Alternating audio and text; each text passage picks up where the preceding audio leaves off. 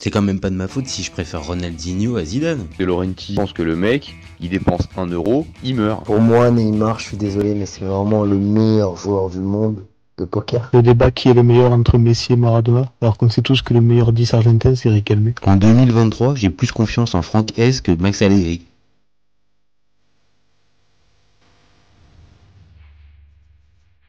Salut à tous, je suis super content de vous retrouver pour un nouvel épisode de FC Copains. Alors, pour m'accompagner aujourd'hui, je suis avec Fab. Salut Fabien. Salut mon copain. Salut Jérémy, nous revoilà réunis pour un super débat encore une fois. Encore un super débat qui va mêler encore un petit peu de Ligue 1, mais là, on va agrémenter d'un petit peu de Coupe d'Europe et donc d'Europa League. Bon, vous commencez maintenant à connaître le principe du live. Deux chroniqueurs s'affrontent pour répondre à la question suivante. Rennes peut-il viser ou atteindre le dernier carré en Europa League? Je vais défendre la théorie du non, pendant que Fabien, lui, défendra la théorie du oui. On est toujours OK? On est OK. Allez, c'est parti. Je te lance le timer. C'est parti. Ok, bah écoute, pour commencer, je pense qu'on peut faire un constat actuel, c'est qu'aujourd'hui, Rennes, mine de rien, on n'a que 4 journées de championnat, mais aujourd'hui, Rennes, c'est septième de Ligue 1 à un point du leader. C'est-à-dire qu'en gros, on est une équipe qui enchaîne 4 matchs avec une victoire, 3 nuls. En gros, ils n'ont pas perdu. Donc concrètement, même si c'est pas le tableau le plus nickel qu'on puisse avoir pour un démarrage, bah au final, ils sont peut-être pour le coup en confiance. Il n'y a pas de défaite à l'horizon. Et ça, c'est important de le mettre à leur exercice. Euh, et dis donc aussi, l'année dernière, il restait quand même une campagne d'Europa League qui était intéressante, parce qu'ils avaient terminé deuxième, tu sais, derrière Fenerbahçe. Bon, après, on connaît l'histoire, ils sont sortis juste après, au tir au but, mais je voudrais faire ressortir un truc, c'est qu'aujourd'hui, Rennes n'est plus le Rennes dont on parlait il y a 10 ans, quoi. Tu vois ce que je veux dire? Ça, je suis d'accord. Et concrètement, je trouve que Rennes, ça travaille intelligemment, ça se construit, ça s'est construit dans le temps, petit à petit. Tous les ans, il y a toujours, tu sais, ce petit recrutement intéressant avec deux, trois joueurs qui viennent d'un club. La semaine dernière, on parlait de Gaëtan Laborde. Enfin, voilà, hein, il est passé par là, maintenant il a évolué, ça a été une belle plus pour eux, donc ça, c'est super intéressant. Je trouve qu'il travaille intelligemment. Bon, l'année dernière, ils finissent quand même quatrième de Ligue 1.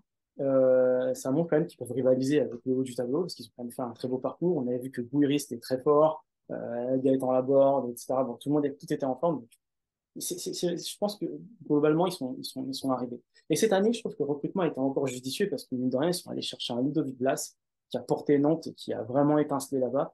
Enzo Lefebvre, qui est très talentueux et qui a vraiment aussi porté Lorient avec sa technique. Et il y a aussi le grand Matic, alors c'est plus le Matic de l'époque, mais le mec vient avec un sac à dos chargé d'expérience qui peut aider à encadrer les jeunes. Puis bon, bah, j'ai envie de te dire, aujourd'hui, les adversaires, on voit en phase de coupe, ça reste Villarreal. Et puis en face, bah, tu as Maccabi Haifa et Panathinaikos. Je me dis que c'est à leur portée, très franchement.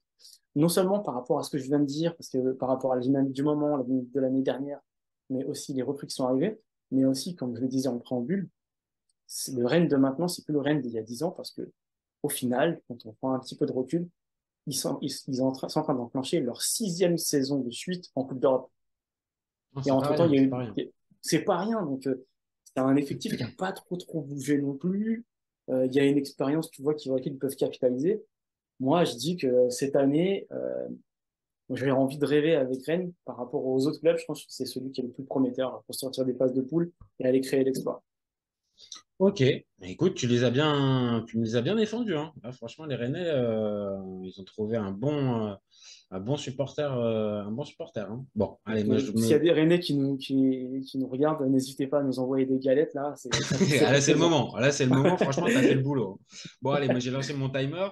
Alors, moi, pour moi, Rennes dans le dernier carré de l'Europa League, j'aimerais bien croire à cette théorie, mais malheureusement, je suis très vite rattrapé par ma raison et par ma connaissance malheureuse des clubs français en Coupe d'Europe. Alors évidemment, je ne vais pas revenir sur les récents déboires et sur les récentes défaites. Ça sert à rien, on les connaît tous. Et Rennes, malheureusement, n'a pas échappé à certains moments à cette fameuse tradition. L'année dernière, on s'en rappelle, tu l'as dit, l'élimination au pénalty contre le Shakhtar, contre une équipe. Bon, voilà, j'ai même pas envie de revenir dessus.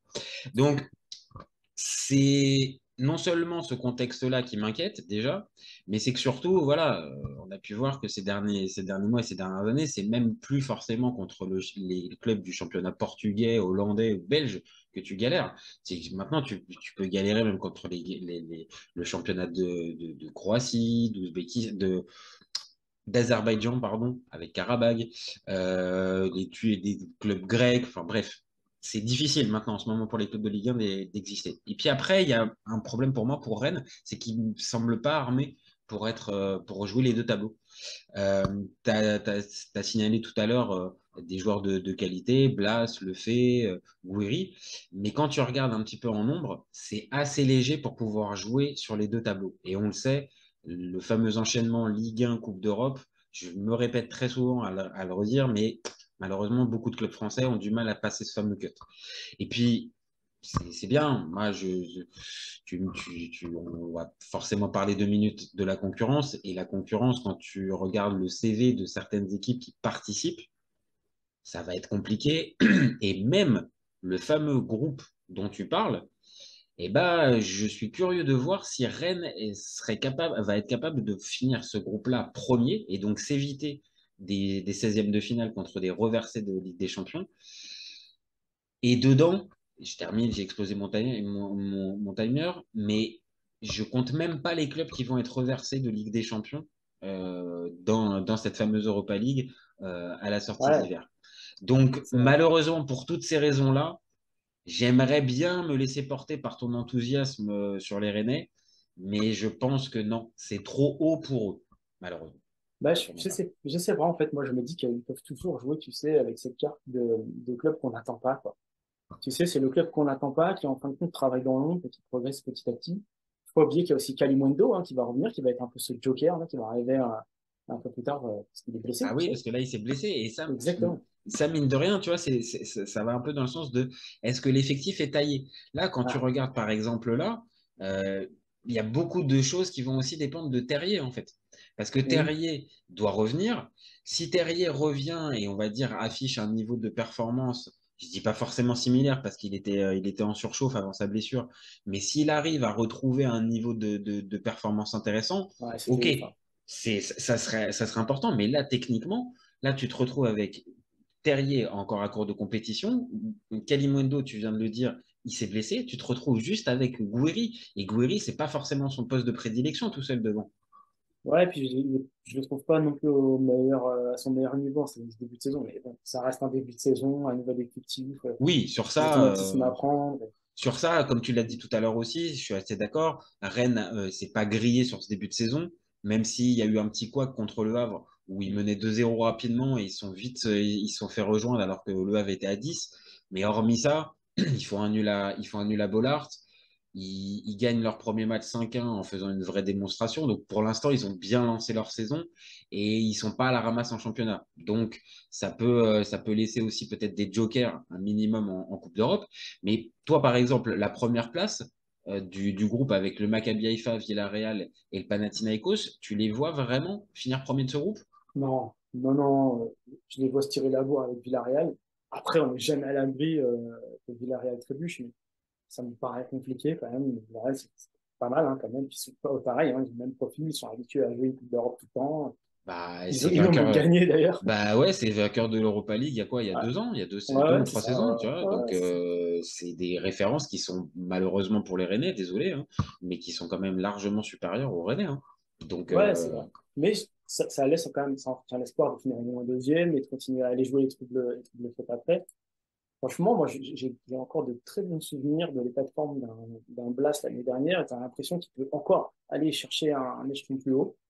Euh, c'est vrai. Encore, tu vois? comme tu as pu dire, et je te rejoins là aussi sur ce point-là, ça va dans le sens que Rennes pourrait faire un joli parcours dans cette compétition. C'est que le club grandit bien, c'est que le club, année après année, tu as la sensation qu'il se renforce. Ouais. Le révélateur, bah, tu l'as dit aussi, c'est cette fameuse participation continue en Coupe d'Europe. Et quand tu es Rennes et que ça fait 6 ans, tu m'as dit, 6 ans, Ouais, c'est la sixième année consécutive sixième, c'est beaucoup, qu'ils jouent une Coupe c'est d'Europe. significatif quand même. C'est pas, comme je disais tout à l'heure, c'est pas rien du tout quand c'est Rennes, quand on parle de Rennes. Ouais, alors, effectivement, derrière, il n'y a pas eu non plus des résultats exceptionnels, si ce n'est l'année où il y avait Ben Arfa, où ils ont fait une très belle épopée. Ah, c'est une épopée Qui s'est à terminée. l'échelle de Rennes, tu vois, c'est Ouais, une épopée à l'échelle de Rennes qui fait huitième de finale. C'était un très joli parcours. Ils sortent de mémoire le Betis Séville, mais derrière, ça s'arrête. Et c'est pas infamant de sortir contre cet Arsenal-là quand c'était Rennes, mais ouais. il leur manque, tu vois, ce fameux truc. Maintenant, peut-être, pourquoi pas, hein, pourquoi pas cette saison, hein. Mais j'ai peur, tu vois, par exemple, quand on parlait de la concurrence, on parle de clubs comme Liverpool, comme l'AS Roma, comme West Ham, comme Brighton, waouh, ça me paraît beaucoup plus costaud que Rennes, tu vois. Ouais, c'est vrai, c'est vrai. Écoute, j'ai envie de te dire, j'ai envie d'y croire déjà qu'ils sortent du groupe. Euh, Finir dans le dernier carré, pourquoi pas? On n'est jamais à l'abri d'un accident. Avec un tirage clément, un minimum, si Ouais, on va dire t'évites les gros, les têtes d'affiche. Donc c'est pour ça que cette première place, elle est importante à avoir. Parce que si tu te retrouves deuxième de ton groupe, bah, tu te retrouves, comme je l'ai dit, dans un espèce de 16e de finale contre les reversés de Ligue des Champions. Et là, tout de suite, bah, tu peux te récupérer peut-être soit un gros qui est passé à côté, ou soit une des équipes du groupe de la mort du PSG, donc soit Newcastle, Paris, Dortmund ou Milan. Et là, pour le coup, tu vois, c'est des équipes qui, sur le papier, sont largement supérieures pour moi à Rennes. Donc, mais avec un tirage clément, pourquoi pas? ouais, on est libre de rêver, quand même, Jérémy. Non, je comprends, je comprends. Après, j'ai envie de penser que tu as envie vraiment d'avoir tes galettes, en fait. Je pense que c'est Ouais, peut-être ça qui t'a fait dire, qui t'a peut-être penché pour ce dernier carré. cliquez sur j'aime, s'il vous plaît. Plus il y aura de j'aime, plus il y aura de galette. Mais non, mais en vrai, ouais, ouais. Je pense qu'il y a du talent dans cette équipe, mine de rien. Enfin, tu vois, je pense à un joueur qu'on n'a même pas mentionné, c'est Bourigeaud. Ouais. Bourigeaud, moi, je trouve que concrètement, ça peut très bien s'inscrire avec une nouvelle recrue, avec ce qui se passe. Très bonne mentalité en plus. C'est une bonne mentalité. Et en plus, tu sais, c'est le genre de gars, quand il est en forme, mais il sort du lot sur le terrain, quoi. Il sort une passe incroyable, une frappe qui sort de nulle C'est part. un peu une anomalie d'ailleurs que lui, sans manquer de respect encore une fois aux supporters de Rennes, c'est un peu une anomalie qu'un joueur comme Bourigeaud, avec les saisons pleines qu'il fait depuis maintenant plusieurs saisons en Ligue 1, il est pas fait le saut, quoi. Il soit pas parti, que ce soit même, je dis pas forcément à l'étranger, mais dans un club un peu plus ambitieux, peut-être un Lyon ou un OM. Bon, Lyon, en ce moment, c'est peut-être pas le meilleur exemple, mais tu vois ce que je veux dire, un club un peu plus huppé. Et non, mine de rien, Rennes arrive à le garder saison après saison. Ouais, non, c'est T'as un bon Théâtre, choix. t'as Théâtre derrière qui est aussi pareil, plutôt une bonne surprise et qui affiche un bon niveau derrière. T'as l'éternel Steve Mandanda Alors, j'allais t'en parler, qui- justement. C'est peut-être aussi l'élément qui peut être déterminant. Un très bon Stade Mandanda, il peut te sauver la mise dans le même situation. et tu l'as précisé aussi tout à l'heure, tu as un Matic, on a fait un débat il y a quelques semaines dessus. C'est vrai qu'avec l'expérience pour l'instant, en tout cas, le niveau de jeu affiché, pour l'instant, ça a tout de la bonne pioche parce que Rennes l'a payé très peu cher, je crois 2 ou 3 millions à peine. Et clairement, on va dire, il t'apporte un plus dans cette équipe qui est assez jeune et assez inexpérimentée. Matic, c'est pas rien, pareil, hein, dans un effectif comme Rennes, tu le sens. Ouais, carrément. Du coup, alors, qu'est-ce qu'on fait? On les voit dans le dernier carré ou pas? Écoute, j'aime bien Bourigeaud. T'as essayé de me le vendre avec Bourigeaud, t'as essayé de me le vendre avec Mandanda. Tu vois, même, tu vois, je réfléchis même au coach, tu vois, Genesio, il paraît avoir la carrure pour les amener dans le dernier carré? J'en doute quand même. Franchement, je sens bien que tu essaies de me donner des billes, mais je suis partagé. Non, franchement, je les sens pas. Ouais, au risque d'être une nouvelle fois déçu par les clubs français, moi j'ai envie d'y croire. Enfin, peut-être pas. Alors, le dernier carré, c'est quand même très haut placé parce qu'effectivement, il y a les reversés de Ligue des Champions, comme tu dis. Ah, Et c'était tout le jeu de notre débat du jour, voir jusqu'où on peut pousser l'argumentaire, du coup. Et, mais c'est vrai qu'il faut être raisonnable. Le dernier carré, c'est très haut. Maintenant, moi, je les vois bien sortir de la poule, aller faire un 16e, un 8e. Et puis, bah, après, tout ah, est non, non, j'ai permis, bien, tout est j'ai possible, hein. bien, sur ça, j'ai bien compris. Et à un endroit, oui, c'est pas non plus On ne parle pas du tout petit pousset de Coupe de France qui va gagner qui va gagner la Coupe en fin de saison. On parle quand même d'une équipe, comme on l'a dit, 6 fois de suite en Coupe d'Europe, qui a des références, certains joueurs de talent.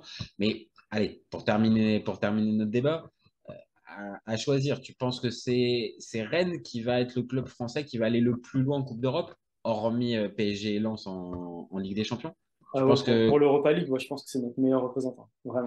tu penses que ça ira plus loin que l'OM et plus loin Ouais, que Toulouse? Bon, ouais, Toulouse, ouais. c'est Toulouse, ça travaille bien, mais c'est encore trop fragile pour l'Europe. Marseille, j'ai un peu de mal à voir où ça va, en fait. Et, ouais. euh, et le dernier m'échappe. Ah bah non, bah après, sinon, il reste Lille, mais Lille, c'est pour la Ouais, Conférence League. voilà, c'est ça. Bon, Lille, Ligue Europa Conférence, bon, je pense que c'est à leur portée de faire un beau parcours. Mais encore une Bah moi, fois, tu vois, pour le coup, tu vois, autant pour Rennes, je suis encore sceptique, mais il y a quelques semaines, on a fait le débat sur Lille et j'ai pris le pari que Lille faisait le dernier carré, mais parce que pour moi, la concurrence en Conference League est moins élevée que celle ouais, c'est vrai. que tu peux retrouver en Europa League. Et qu'il n'y a pas la fameuse, enfin si, il y a toujours les reversés d'Europa League qui peuvent aller en Conference League, mais le niveau est moins élevé que ce que tu peux avoir quand tu es en Champions League et que tu te retrouves en Europa League derrière. Donc, c'est pour ça, Lille, ils sont séduisants. Je veux bien miser dessus. Mais malheureusement, t'auras beau essayer, même avec le tirage Clément, je pense qu'allez, moi je les vois au max, bout du monde, quart de finale. Mais ce Ok, qui bah, serait déjà, je pense, une belle. Ils seraient déjà contents, je pense, les Rennais.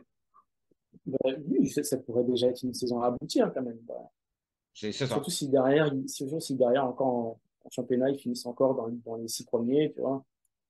Oui, oui, Voilà, ça. c'est une histoire qui se continue, ça veut dire une Hmm. certaine constance. Est-ce que cette année, l'objectif pour eux, c'est pas plutôt le top 4 avec, comme on le sait, les 4 premières places qui sont qualificatives pour la Ligue des Champions? Je pense que les Ah Rennais, ouais. là, cette saison, non. Il y a un objectif à aller chercher en Ligue 1. Donc peut-être que ça aussi, ça va dans le sens de ma théorie. Ça va être difficile s'ils ont le championnat à gérer Bah, et la Coupe d'Europe, le en, sprint final. en fait, quelque part, alors je comprends l'objectif, mais quand j'observe un peu ce que les mecs font, est-ce que c'est une bonne idée qu'ils aillent en Ligue des Champions? Ah, mais ça pourrait mériter un véritable débat. C'est pour les clubs Parce qu'au français. final, c'est ce qu'on voit à chaque fois. Tu vois, même quand ils ont joué la Ligue des Champions, ok, c'est bien, ça va en Ligue des Champions, mais ça recrute pas en conséquence. Oui, et puis Pourtant, le proprio du club, oui. c'est pas le moins bien loti, hein. Je pense que à ce niveau-là, Rennes n'a pas de souci à avoir quand il passe par exemple devant la DNCG. Ah non, non, non, c'est sûr. C'est sûr. Et c'est ça qui est dommage parce que ça dénote un certain manque d'ambition au profit Alors, de la stabilité financière. En Bretagne, ils vont te dire prudence. Ils vont pas te dire manque d'ambition. Ils vont te parler de prudence et que le club est correctement géré, ne dépense pas l'argent qu'il n'a pas et affiche un niveau de performance assez satisfaisant. Maintenant, je suis d'accord avec toi. Pour passer ce fameux cap et devenir un club, un vrai acteur majeur de la Ligue 1, oui, à un moment donné, c'est bien la balance positive-négative qui est à l'équilibre. C'est très bien. Mais il n'y a pas de secret, à un moment donné dans le foot, il va falloir investir et ça n'a pas l'air d'être la marque de fabrique numéro un d'Epino. Donc, Oui, et puis surtout que c'est un club qui, alors, ok, ça recrute intelligemment, mais c'est aussi un club qui fait partie de ceux qui ont les caractéristiques de ne pas savoir garder leur star. Parce que peut-être ils n'en ont pas les moyens non plus. Le dernier peut-être en date, difficile. C'est peut-être Kamavinga, difficile. etc. Tu vois.